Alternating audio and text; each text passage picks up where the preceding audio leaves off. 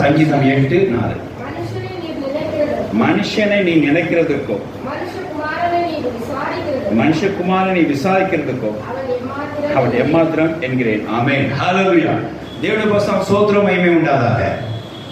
இங்கே தாவீது அருமையான வார்த்தையை பயன்படுத்துகிறார்.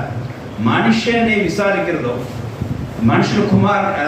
மனுஷனை நீ நினைக்கிறதோ மனுஷகுமாரனை நீ விசாரிக்கிறதோ அவன் எம்மாத்திரம் என்கிறேன் என்றார். தேவனுடைய பரிசுத்த ஸ்தோத்திரம் உண்டாதாக. அதாவது கர்த்தருடைய காரியங்கள் பெரியதாக இருக்குது. எல்லா காரியம் கர்த்தர் காரியங்களே பெரியதாக இருக்குது. அப்படி பார்க்கும்போது இந்த கேவலமான மனுஷனை, உமக்கு கீழ்ப்படியாத மனுஷனை நீ அவங்களை குறித்து நினைத்து அவங்களுக்கு ஆசீர்வாதம் கொடுக்கறது என்ன?